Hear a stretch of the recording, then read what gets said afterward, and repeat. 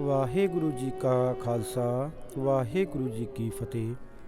ਪਿਆਰੀ ਸਾਧ ਸੰਗਤ ਜੀ, ਇਸ ਸਰੀਰ ਰੂਪੀ ਕੱਚੇ ਭਾਂਡੇ ਨੂੰ ਕੱਚਾ ਭਾਂਡਾ ਹੀ ਕਿਉਂ ਕਿਹਾ ਗਿਆ?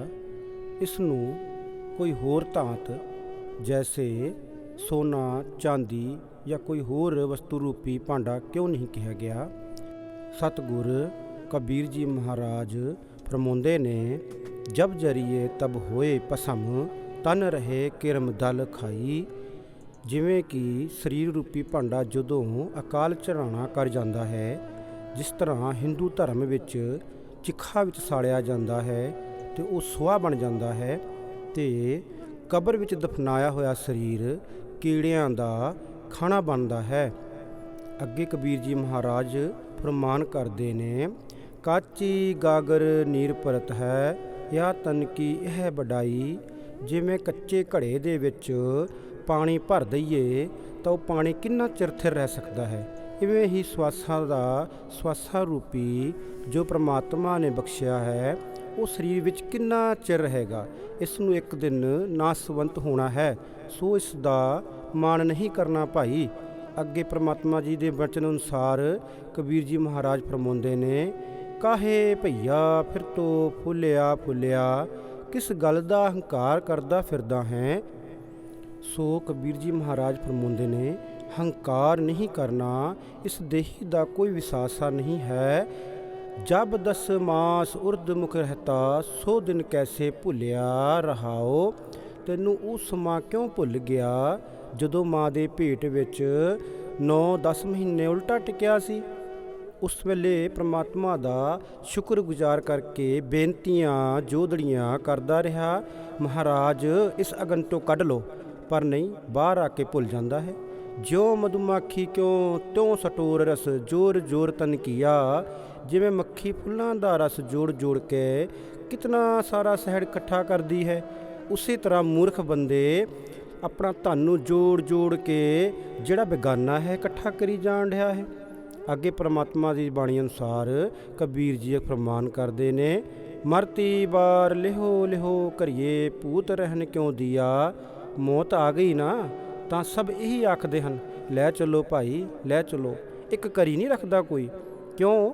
ਡਰਦੇ ਨੇ ਸਾਨੂੰ ਦਿਖ ਨਾ ਜਾਏ, ਸਾਡੇ ਸੁਪਨੇ ਦੇ ਅੰਦਰ ਨਾ ਆ ਜਾਏ, ਭੂਤ ਬਣ ਕੇ ਨਾ ਦਿਖੇ। ਕਿਉਂਕਿ ਇਸੇ ਤਰ੍ਹਾਂ ਤਾਂ ਡਰ ਲੱਗਦਾ ਰਹਿੰਦਾ ਹੈ ਸਾਰਿਆਂ ਨੂੰ। ਰਿਸ਼ਤੇਦਾਰ, ਭਾਈ, ਸੁੱਤ ਬੰਧਨ, ਧੀਆਂ, ਪੁੱਤ, ਪਤਨੀ ਸਾਰੇ ਡਰਦੇ ਨੇ।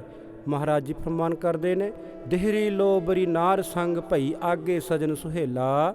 ਘਰ ਵਾਲੀ ਨਾਲ ਰਹਿੰਦੀ ਹੈ ਨਾ, ਬਹੁਤ ਮਿੱਠੀਆਂ ਗੱਲਾਂ ਕਰਦੀ ਹੈ। ਜਦੋਂ ਸਰੀਰ ਰੂਪੀ ਕੰਚਨ ਕਾਇਆ, ਕੰਚੀ ਮਾਟੀ ਖਤਮ ਹੋ ਜਾਂਦੀ ਹੈ ਤਾਂ ਉਹ ਵੀ ਛੁੱਟ ਜਾਂਦੀ ਹੈ। ਉਹ ਵੀ ਕਹਿੰਦੀ ਲੈ ਜਾਓ, ਜ਼ਿਆਦਾ ਚਿਰ ਨਹੀਂ ਰੱਖਣਾ।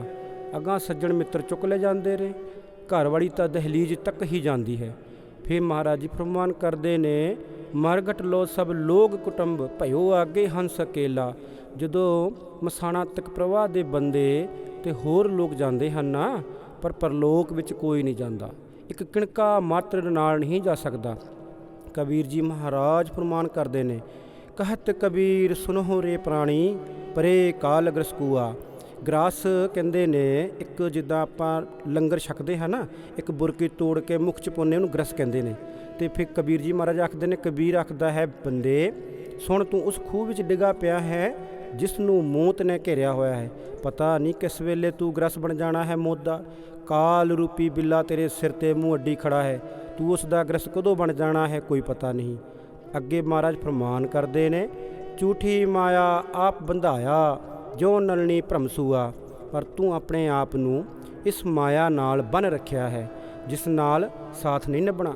ਜਿਵੇਂ ਕਿ ਆਪਾਂ ਸਾਰੇ ਜਾਣਦੇ ਹੀ ਹਾਂ, ਤੋਤਾ ਮੌਤ ਦੇ ਡਰ ਤੋਂ ਆਪਣੇ ਆਪ ਨੂੰ ਨਲਣੀ ਨਾਲ ਚੰਬੇੜ ਰੱਖਦਾ ਹੈ।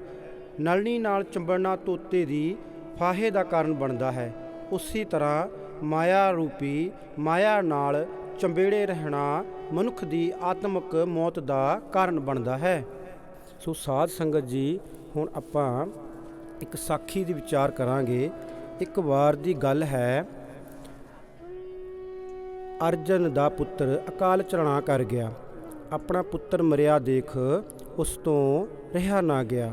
ਉਸ ਨੇ ਆਪਣੇ ਪੁੱਤਰ ਦੀ ਦੇਹੀ चुक के श्री कृष्ण भगवान को ले गया। कहन लगा, भगवान जी मेरा पुत्र अकाल चढ़ाना कर गया है, कृपा करके इस नूं जीवन दान दिओ। कृष्ण भगवान जी मुस्कुराए ते कहन लगे, हे अर्जन जा कमंडल लिया। अर्जन कमंडल लैके आया। कहन लगे, जा ਉਹ ਸਾਹਮਣੇ ਸਮੁੰਦਰ ਤੋਂ ਕਮੰਡਲ ਦੇ ਵਿੱਚ ਜਲ ਭਾਉ ਪਾਣੀ ਭਰ ਕੇ ਲਿਆ। ਅਰਜਨ ਨੇ ਸੋਚਿਆ ਸ਼ਾਇਦ ਭਗਵਾਨ ਜੀ ਨੇ ਕੋਈ ਕੌਤਕ ਦਿਖਾਉਣਾ ਹੋਵੇਗਾ, ਜਿਹੜਾ ਕਮੰਡਲ ਵਿੱਚ ਜਲ ਮੰਗਾ ਕੇ ਮੇਰੇ ਬੱਚੇ ਦੇ ਉੱਤੇ ਛਿੱਟੇ ਮਾਰਨਗੇ ਤਾਂ ਉਹ ਜਿਉਂਦਾ ਹੋ ਜਾਏਗਾ।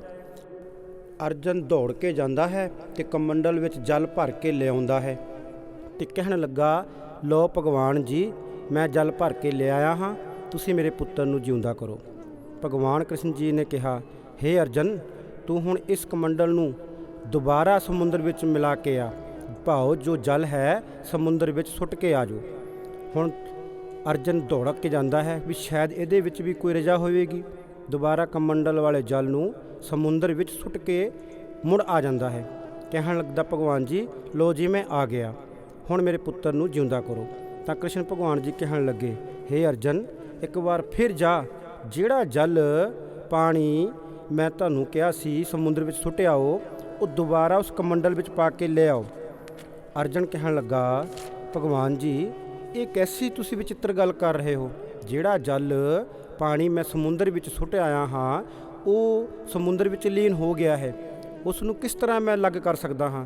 ਕ੍ਰਿਸ਼ਨ ਭਗਵਾਨ ਜੀ ਕਹਿਣ ਲੱਗੇ, ਹੇ ਅਰਜਨ ਤੂੰ ਅਜੇ ਵੀ ਨਹੀਂ ਸਮਝਿਆ, ਜਿਸ ਤਰ੍ਹਾਂ ਪਾਣੀ ਵਿੱਚ ਪਾਣੀ ਲੀਨ ਹੋ ਗਿਆ ਉਸੀ ਤਰ੍ਹਾਂ ਇਸ ਦੇਹੀ ਜੋ ਕੰਚਕ ਸਰੀਰ ਹੈ ਪਰਮਾਤਮਾ ਵਿੱਚ ਲੀਨ ਹੋ ਗਿਆ ਹੈ, ਉਸ ਨੂੰ ਮੈਂ ਕਿਸ ਤਰ੍ਹਾਂ ਕੱਢ ਸਕਦਾ ਹਾਂ। ਅਰਜਨ ਨੂੰ ਸੋਝੀ ਹੋ ਗਈ, ਸਮਝ ਵਿੱਚ ਆ ਗਿਆ ਕਿ ਸੰਸਾਰ ਵਿੱਚ ਜੋ ਆਇਆ ਹੈ ਇੱਕ ਦਿਨ ਚਲੇ ਹੀ ਜਾਣਾ ਹੈ। ਸੋ ਬਾਣੀ ਵਿੱਚ ਲਿਖਿਆ ਹੈ, ਮਰਨ ਲਿਖਾਏ ਮੰਡਲ ਮੇ ਆਏ। ਅਸੀਂ ਸਾਰੇ ਜਦੋਂ ਇਸ ਸਰੀਰ ਰੂਪੀ ਭਾਂਡੇ ਵਿੱਚ ਆਉਣ ਤੋਂ ਪਹਿਲਾਂ ਹੀ ਆਪਣਾ ਜੀਵਨ ਮਰਨ ਲਿਖਾ ਕੇ ਆਉਂਦੇ ਹਾਂ। ਸੋ ਸਾਧ ਸੰਗਤ ਜੀ, ਪਰਮਾਤਮਾ ਦਾ ਨਾਮ ਜਪਣਾ ਚਾਹੀਦਾ ਹੈ, ਬੰਦਗੀ ਕਰਨੀ ਚਾਹੀਦੀ ਹੈ, ਹਮੇਸ਼ਾ ਨਿਮਰਤਾ ਵਿੱਚ ਰਹਿਣਾ ਚਾਹੀਦਾ ਹੈ। ਆਓ ਹੁਣ ਆ ਸਾਖੀ ਸਮਾਪਤ ਕਰਦੇ ਹਾਂ, ਅਗਲੇ ਪਾਰਟ ਵਿੱਚ ਫੇਰ ਮਿਲਾਂਗੇ ਜੀ। ਵਾਹਿਗੁਰੂ ਜੀ ਕਾ ਖਾਲਸਾ, ਵਾਹਿਗੁਰੂ ਜੀ ਕੀ ਫਤਿਹ।